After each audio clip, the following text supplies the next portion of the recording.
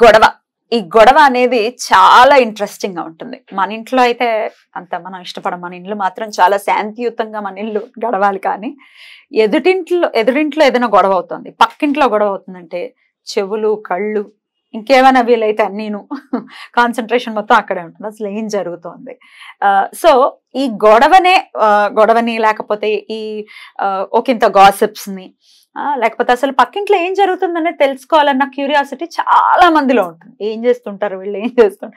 ఇప్పుడున్న busy life లో maybe అదేమైనా తగ్గిందేమో. కానీ ఇదివరకు రోజుల్లో మనం ఈ ఫోన్లు అనేవి లేనప్పుడు ఏదో ఒక వ్యాపకం రూపంలో ఇది బాగా అలవాటైన పరిస్థితి. అయితే ఇదే కాన్సెప్ట్ ని బేస్ చేసుకుని ఒకంత గేములని, ఆటలని, పాటలని అని యాడ్ చేసుకుని బిగ్ బాస్ అనే ఒక షో ఉంది.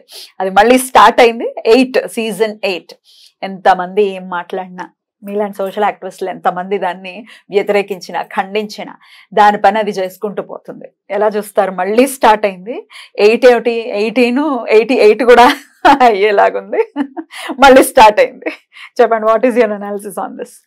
నేను డే 1 నుంచి బిగ్ బాస్ సీజన్ 1 స్టార్ట్ అయినప్పటి నుంచి నేను వ్యతిరేకిస్తూనే ఉన్నా. అసలు దీనిలో ఇంకా రెండో మాట లేదు. పైగా అసలు బిగ్ బాస్ హౌస్ వల్ల ఆ బిగ్ బాస్ ప్రతి కార్యక్రమానికి ఏదో ఒక ఏమంటాం దాన్ని, ఒక సమాజానికి పనికొచ్చేదో, మానసిక ఉల్లాసాన్ని ఇచ్చేదో, లేకపోతే నేర్చుకునేదో, ఇలా రకరకాలుగా ఏదో ప్రయోజనము కోణం ఉండాలి. కానీ ఈ బిగ్ బాస్ వల్ల దాదాపు 80 రోజుల పాటు బాహ్య ప్రపంచంతో సంబంధం లేకుండా ఒక 13 మందిని, 14 మందిని, లేదంటే ఒక 15 మందిని పెట్టేసేసి వాళ్ళల్లో వాళ్ళకి టాస్కులు ఇచ్చేసేసి వాళ్ళల్లో వాళ్ళు గొడవలు పడేటట్లు, అసలు గొడవ పడకపోతే వాళ్ళు ఎలిమినేట్ అవుతారు. సరిగా గొడవ పడటం రాకపోయినా ఎలిమినేట్ అవుతారు. గొడవ పడడంలో క్వాలిటీ కాదు, అసలు అక్కడ క్వాలిటీ చూడరు. ఎంత ఎక్కువ గొడవ పడితే. అవును, కానీ ఆ గొడవని జడ్జ్ చేస్తారు కదా మేడం. అదే నేను అనేది, ఆ జడ్జిమెంట్ కి క్వాలిటీ ఉండాలి కదా. క్వాలిటీ మీన్స్ అక్కడ ఏంటంటే అసలు మొత్తంగానే అది ఒక భ్రష్టు పట్టిపోయిన ఒక కాన్సెప్ట్. ఇప్పుడు మామూలుగా పాత రోజుల్లో ఒక సామెత ఉండేది, ఇడిసేసినోడు పేకాడుతుంటే అంతకంటే ఇడిసేసినోడు వచ్చి పేక ముక్కలు కలిపాడని. అట్లా ఇప్పుడు అక్కడికి చేరిన గ్యాంగ్ అంతా వాళ్ళే. ఎందుకు అనాల్సి వస్తుంది? ప్రతి సీజన్లో నుంచి బయటికి వచ్చిన తర్వాత కనీసం ఒక 2-3 ఏదో ఒక సీరియస్ క్రైమ్లోనో లేకపోతే చిన్న క్రైమ్లోనో సమాజం దృష్టిని ఆకర్షిస్తున్న వాళ్ళు ఉన్నారు. మీరు గమనించారో లేదు? ఫర్ ఎగ్జాంపుల్ సిప్లిగంజ్ ఉన్నాడు, పబ్ లో గొడవ పడ్డాడు.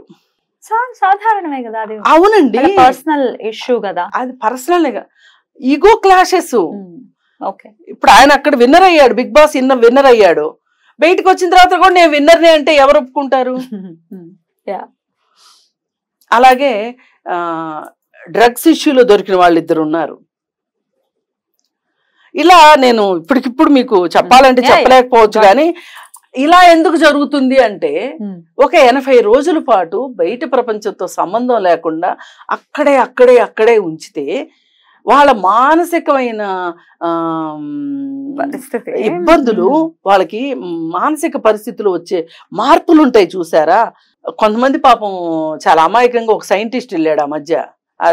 సైంటిఫిక్ టెంపర్ని నేను ఒక పెద్ద హేతువాది నేను ఒక ఆయన వెళ్ళాడు, వెళ్ళి మధ్యలోనే వచ్చేసాడు.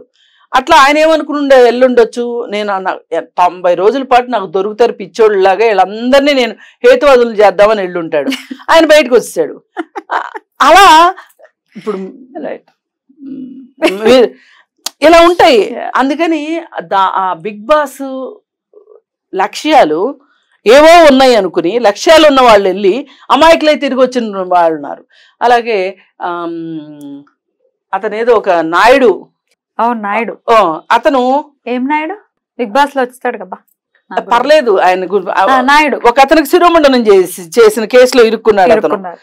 ఇట్లా మనం ఇంకా మాట్లాడుకుంటే ఇంకా వస్తాయి అన్నమాట. ప్రేమికులు విడిపోయిన దాఖలాలు కూడా ఉన్నాయి. ప్రేమికులు విడిపోయిన దాఖలాలు ఉన్నాయి. అలాగే అసలు ఇంకా విచిత్రం ఏంటంటే ఈ బిగ్ బాస్ లోకి వెళ్ళాలని చెప్పి ఎంత ఎక్కువ పాపులారిటీ ఉంటే, ఎంత ఎక్కువ మందికి ఏదో ఒక విషయంలో తెలిస్తే బిగ్ బాస్ కు పంపిస్తారని, ఓసారి శ్రీకాంత్ రెడ్డి అనేవాడు కరాటే కళ్యాణి గొడవ పడ్డాను దీనికోసం, బిగ్ బాస్ లోకి వెళ్ళటం కోసం అంట. అట్లా ఇప్పుడు శేఖర్ భాష అదే కోవకొస్తాడని అనుకోవచ్చా? శేఖర్ భాష కూడా ఏదో తను ఏదో చేశాడు లావణ్య మ్యాటర్ లో తెగ మాట్లాడాడు, తను కట్ చేస్తే బిగ్ బాస్. అది ఏదేమైనా నా అభ్యంతరం ఏంటి అంటే, మీరు మహారాష్ట్రలో బాంబే బిగ్ బాస్ లో ఒక అతనికి 2 ఫ్రెండ్స్ని పెళ్లి చేసుకున్నాడు. వీళ్ళు 3 బిగ్ బాస్కి వెళ్ళారు. ఒక ఆమె బయటకు వచ్చేసేసిన తర్వాత ఎందుకో బిగ్ బాస్ అంత పాపులర్ అవ్వకపోతే వాళ్ళు ఏం చేశారంటే, బిగ్ బాస్లో మీరు మీ నైట్ లైఫ్ని మీరు గడిపేసేయండి అని చెప్పారు. కెమెరాస్ అదే కదా అసలు విషయం. అయితే మొత్తం రికార్డ్ అయిపోయింది, దాన్ని సోషల్ మీడియాలో పెట్టారు. ఇలా ఉంది అంటే ఇప్పుడు బిగ్ బాస్ నిర్వహణకి బోలెడు ఖర్చులు అవుతాయి, దాని అడ్వర్టైజ్మెంట్స్ అవన్నీ రావాలి, ప్రైజ్ మనీలు ఇవ్వాలి, ఇవన్నీ చెయ్యాలి అంటే ఎంత తప్పటడుగులు వెయ్యాలి. అసలు ఎన్ని విమర్శలు వస్తున్నా అసలు నాగార్జున ఎందుకు బిగ్ బాస్ హోస్ట్గా ఉంటున్నాడు? ఆయనకి హోస్ట్గా చేసినందుకు డబ్బులు వస్తాయి, ఆయన స్టూడియోలో సెట్లు వేసుకున్నందుకు ఆయనకి రెంట్ వస్తుంది, అందుకు ఆయన బిగ్ బాస్ గా ఉంటున్నారు. ఏ పార్టీకి వస్తాయి మేడం? ఆయన ఎన్ని కోట్లు ఉన్నాయో తెలిసి ఉండదు. చాలా కోట్లు ఉన్నాయి ఆయనకి. మరి చాలా కోట్లు ఉంటే మరి మొన్న ఎన్ కన్వెన్షన్ ఎందుకు కొట్టేశారు? ఓ చిన్న స్వార్థమే కదా అక్కడ పనిచేసింది. ఇది ఏ పార్టీకి వస్తుంది రెమ్యునరేషన్ అనుకోవచ్చు, అదొక పాపులారిటీ ఒకటి చేయాలి అన్న ఇది.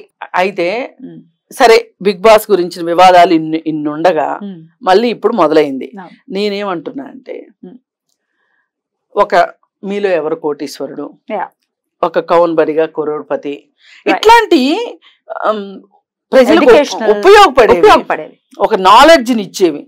ఇప్పుడు చిన్న చిన్న ముక్కలది నాలెడ్జ్ అంటారా కాదా అంటే అది వేరే విషయం. కానీ ఒక ప్రతి మనిషి ఇన్వాల్వ్ అయ్యి ఒక ఇంట్రెస్ట్ తోటి చూస్తూ ఎంతో కొంత తెలియంది ఏదో తెలుసుకుంటున్నారు అనుకోండి, అది వేరుగుంటది కదా. కరెక్ట్. ఇప్పుడు ఇక్కడ బిగ్ బాస్ లో తెలుసుకోవడానికి ఏమున్నది చెప్పండి. మరి ఆడియన్స్ పాయింట్ ఆఫ్ వ్యూ నుంచి చూస్తే, మీరు ఇప్పుడు ఎగ్జాంపుల్ ఇచ్చినట్టుగానే ఒక ఎంఈకే మీలో ఎవరు కోటేశ్వరుడికి వచ్చిన రేటింగ్ ని చూస్తే, అదే నాగార్జున హోస్ట్ ఒక బిగ్ బాస్ వచ్చిన రేటింగ్ ని చూస్తే అసలు ఎక్కడ సంబంధం ఉండదు. జనాలు విపరీతంగా కోరుకుంటున్నారు అనేది వాళ్ళ మాట. ఇప్పుడు యాజమాన్యం చెప్తున్నటువంటి బిగ్ బాస్ ని కోరుకుంటున్నారు, బిగ్ బాస్ ని చేస్తాం. మీలో ఎవరు కోటేశ్వరుడు కోరుకుంటే మీలో ఎవరు కోటేశ్వరుడిని చూపిస్తాం అనేది యాజమాన్యం చెప్తుంది. దీన్ని ఎలా చూస్తారు? అవునండి, కరెక్టే మీరు అనేది. ఇప్పుడు మీరు ఇవే ఇస్తూ ఇవే కోరుకుంటున్నారు జనాలంటే ఎట్లా? మార్పు తీసుకురావచ్చు కదా. ఇప్పుడు జబర్దస్త్ గురించి మాట్లాడుతున్నాం, అది వెకిలిగా ఉంది, ట్రాన్స్జెండర్స్ ని బాధ పెట్టేలాగా ఉంది. పైగా దానిలో వేస్తున్న ద్వంద్వార్థపు మాటలు, ఆ జోకులు చాలా మురికిగా ఉంటున్నాయి. పైగా ఎంతసేపు ఒక భర్త భార్యను కొట్టడమో, భార్య భర్తను కొట్టడమో ఆ విధంగా ఉంది, బాగలేదు అని చెప్తున్నాం. అయినా అదే వస్తుంది. మరి రియాలిటీ షోస్ పేరుతోటి వచ్చే షోస్ చాలా చెత్తగా ఉంటున్నాయి. ఇప్పుడు ఈ మధ్య కిరాక్ బాయ్స్, కిలాడి గర్ల్స్ అని చెప్పి ఒక ప్రోగ్రాం వచ్చింది. ఇవన్నీ కూడా ప్రజల మనసుల్లో ఏ విధమైన ఇంపాక్ట్ చూపిస్తాయి. పైగా ఇంకొక బాధ ఏంటి అంటే, ఇవాళ ఒక సినిమా రిలీజ్ అయింది అనుకోండి, దానికి సినిమా బాగలేదు అనుకోండి, సెన్సార్ సర్టిఫికెట్ ఇవ్వదు. అథవా ఇస్తే కూడా ఏ సర్టిఫికెట్ ఇచ్చింది అనుకోండి, 18 years లోపు పిల్లలకి టికెట్లు ఇవ్వము అంటారు. అంటే ఒక రకంగా పెద్దవాళ్ళ సినిమా పెద్దవాళ్లే చూసేటట్లుగా ఒక ఏర్పాటు జరిగింది, సంతోషం. కానీ ఆ తర్వాత వచ్చిన మార్పు ఏంటి? ఇప్పుడు ఓటీటీలు వచ్చేసినాయి. ఇంకేముంది ఇక్కడ? అన్ని ఇంట్లోకి వస్తున్నాయి. అన్ని ఇంట్లోకే కాదు, ఫోన్లోకి కూడా వచ్చేస్తున్నాయి. ఈ రియాలిటీ షోస్ కూడా అంతే కదా, నట్టింట్లోకి వచ్చేస్తున్నాయి. ఇప్పుడు చాలా మంది ఇళ్లలో పరిస్థితి ఏంటి అంటే, చాలా దిగువ మధ్య తరగతి వాళ్ళు కూడా ఇవాళ టీవీని అఫోర్డ్ చేయగలుగుతున్నారు. ఒకప్పుడు ఊరు మొత్తానికి ఒక 10 టీవీలు ఉంటే చాలా ఎక్కువ, పిల్లలందరూ దూరదర్శన్ ఒకటే వచ్చేది, టీవీ ఉన్నోళ్ళ ఇంటికి వెళ్ళి టీవీ చూసేవాళ్ళు. ఇప్పుడు అట్లా కాదు కదా. మన వాచ్మెన్లు ఉంటారు, మన అపార్ట్మెంట్ లో వాచ్మెన్ ఇంట్లో టీవీ ఉంటుంది. వాళ్ళు ఉండేది ఒక రూమ్ లో, అదే వంటగది, అదే బెడ్రూము, అదే చదువుకునే రూము, అదే టీవీ రూము, అన్ని అదే కదా. ఇప్పుడు చచ్చినట్టు పిల్లలు చిన్నోళ్ళైనా పెద్దోళ్ళైనా ఒక ప్రోగ్రామ్ చూస్తున్నారంటే అందరూ కలిసి చూడాల్సిందే. మధ్యతరగతి కుటుంబాల్లో కూడా అంతే కావచ్చు, కాకపోతే అందరూ కలిసి హాల్లో కూర్చొని చూస్తారు, ఇక్కడేమో అన్ని కలిపి ఒకటే దాంట్లో చూస్తారు. అయితే ఈ ఇంపాక్ట్ ఎంత పడుతుంది పిల్లల మీద? మనం పిల్లల గురించి కదా ఆలోచించాలి. నేను ఎప్పుడైనా మాట్లాడేది స్త్రీలు పిల్లల గురించే నేను మాట్లాడతా. ఈ పిల్లల పరిస్థితి ఏంటి అసలు? ఎంత క్రైమ్ ఓటీటీల్లో, ఎంత క్రైమ్ వెబ్ సిరీస్లో, అసలు వాటికి సెన్సారే లేదు, ఒక నియంత్రణ లేదు. ఈ టీవీ షోస్ విషయంలో కూడా నియంత్రణ లేదు. అందుకోసము ఈ బిగ్ బాస్ అనేది 80 days మీరు పైగా అక్కడ పెడుతున్న టాస్క్లు ఏవైతే ఉన్నాయో అవి చాలా వెకిలిగా ఉంటున్నాయి. వాళ్ళు వేసుకుంటున్న బట్టలు, వాళ్ళు ఆడుతున్న ఆటలు ఇవి.